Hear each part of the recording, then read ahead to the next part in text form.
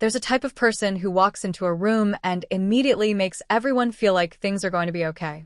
Who has so much belief in people that it's almost contagious. Who can look at someone who has given up on themselves and somehow make them want to try again. That's the ENFJ. And when you add fire sign energy to that, what you get is someone who doesn't just inspire quietly. They ignite. I'm Jhonna. This is Jhonna Unfiltered. We're starting the ENFJ Zodiac series today, and we're beginning with the fire signs. That's Aries, Leo, and Sagittarius. Quick disclaimer before we get into it. I don't treat zodiac signs or personality types as rigid definitions of anyone. These are tools for reflection, not labels. Take what connects and leave the rest. I'm also not a psychologist or astrologer. Just someone who genuinely finds these combinations interesting and enjoys sharing what I learn. Let me explain both sides of this combination before we look at how they work together. ENFJ stands for extroverted, intuitive, feeling, and judging. People who identify with this type are often described as the most socially skilled and emotionally intelligent of all the MBTI types. They read people accurately. They understand what others need emotionally and respond to it in a way that feels genuine, because usually it is. They're natural leaders in the people-centered sense of leadership. Not the kind who commands through authority, the kind who inspires through connection. They care deeply about the growth and well-being of the people around them, and they invest significant emotional energy in nurturing that growth. They can also be quite demanding in their own way, expecting emotional reciprocity and loyalty, and struggling when their investment in others isn't acknowledged or when they feel their efforts are being taken for granted. Now the fire signs.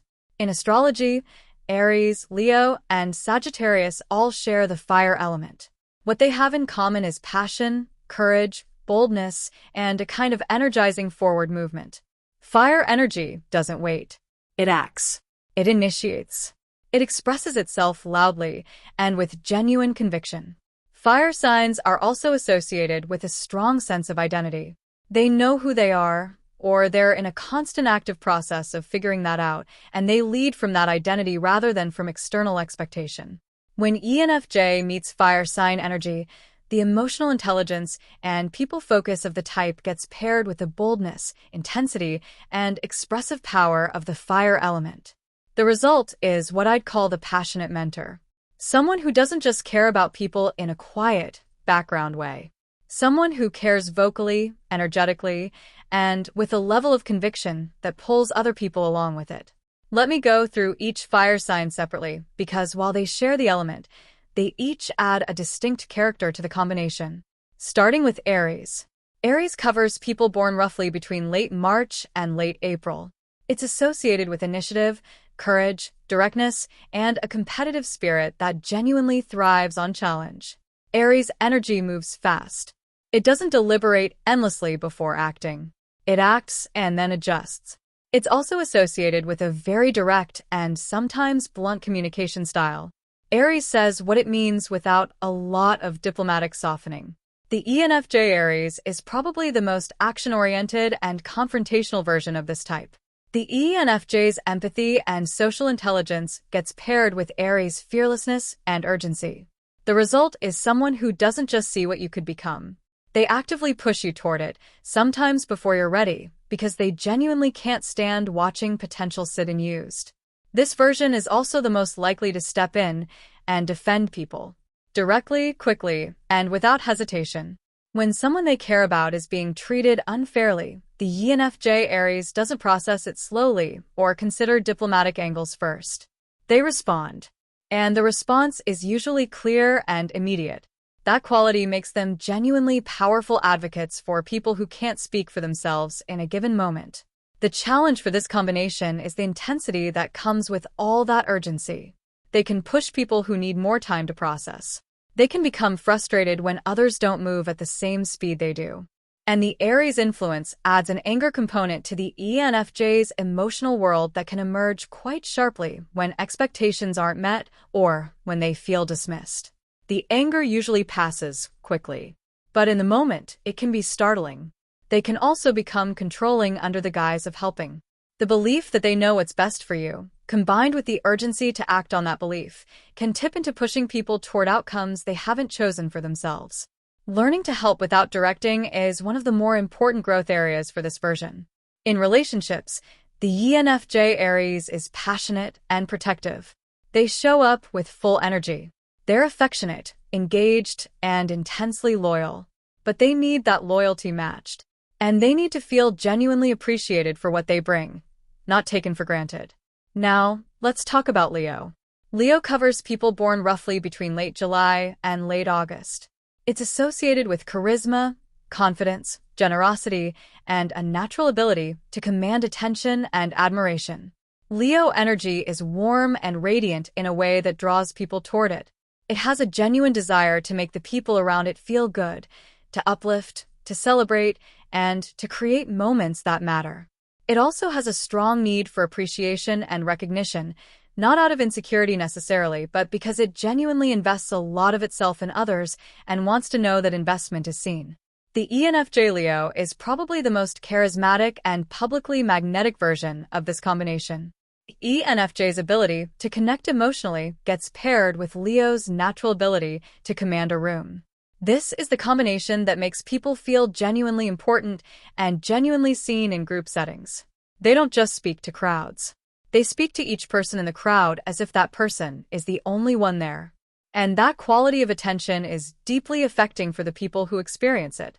This version also tends to be the most protective of the people they consider their inner circle. Leo has a fierce loyalty to its pride, meaning the people it considers its own. And the ENFJ's investment in others' well-being means that when someone in that inner circle is threatened, the response is significant. The challenge for this combination is the sensitivity to how they're perceived. Leo's need for appreciation, combined with the ENFJ's emotional investment in relationships, means that when they feel unappreciated or overlooked, the hurt goes deep. They might not always show it immediately, but it accumulates.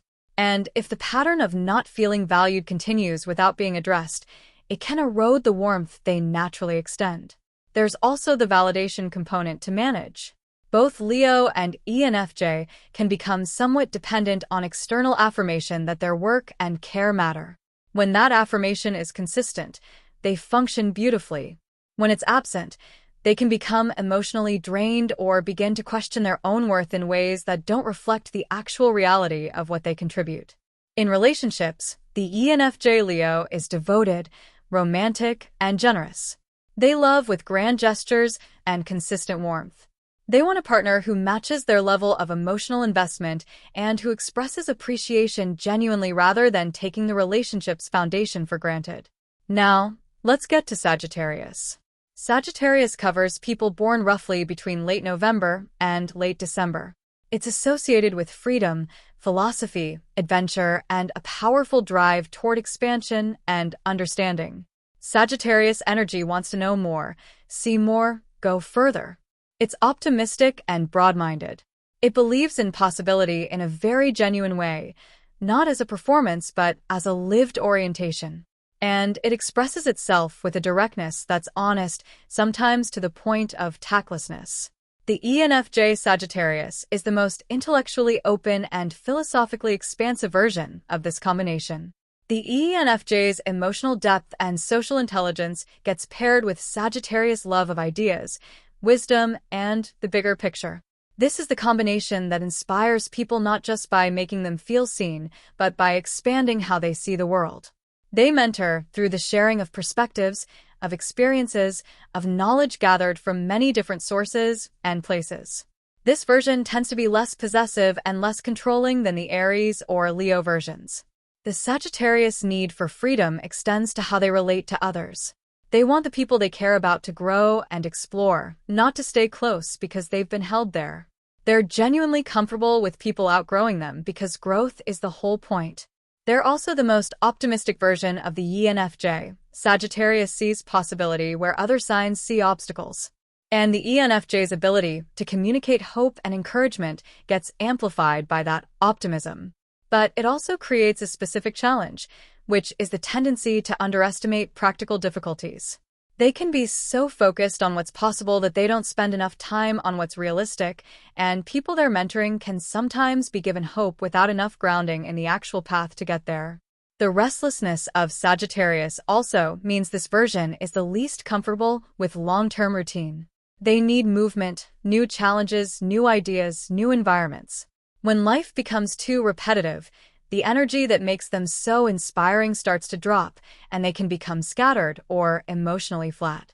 In relationships, the ENFJ Sagittarius is playful, intellectually engaging, and genuinely exciting to be with. But they need a partner who understands that freedom isn't a threat, that this person needs room to explore and grow, and that supporting that need is part of loving them. Looking at all three fire sign combinations together, the shared quality that defines all of them is the intensity and visibility of their caring. None of these combinations loves quietly or supports from the background. They're front-facing in their investment in people. They make their care known through expression, through action, through the full presence they bring to relationships and communities. They all also share the burnout risk that comes with that level of emotional investment. Giving so much so visibly to so many people is genuinely costly. And all three versions of this combination need to learn that their capacity to give is not infinite, that rest isn't a failure of care, and that being there for themselves is not in competition with being there for everyone else. At their best, ENFJ fire signs are the kind of people who genuinely change the course of other people's lives. Not through grand gestures necessarily, but through the consistent belief they hold in others. The kind that makes you want to be better simply because someone who sees you clearly still believes you can be. Before I close, I'd love to hear from you. If you're an ENFJ and one of the fire signs, does this combination feel accurate to your experience? And what's the thing about your own combination that other people most often get wrong? Drop it in the comments because I always find the gap between how these types are described and how they actually feel from the inside genuinely fascinating. Thank you so much for spending a part of your day with me here at Jhonna, Unfiltered. For those of you who are new to this space, I want to share a little bit about what I'm building here. This channel is my personal and learning diary. I am an ESL tutor and a solo dweller in the Philippines, living a life fueled by curiosity. Whether I'm researching the hidden traits of animals, diving into the mysteries of the natural world, or exploring the deep threads that connect Filipino, Japanese, and Korean cultures, this is where I document my journey. I believe that as technology and the world grow more advanced, our minds should grow right along with them. I use this text-to-speech voice to tell my stories for a very practical reason. As a full-time teacher, I have to be incredibly careful with my vocal cords. Managing vocal nodules means I must save my voice for my students in the classroom, but I refuse to let that silence my creativity. Using these digital tools allows me to share my research and my life with you while protecting my health. On this channel, there are no fixed themes and no performances, just honest documentation. From insights gathered in my global classroom to my experiences crafting a solo retirement lifestyle on my own terms, this is my way of staying productive and moving forward.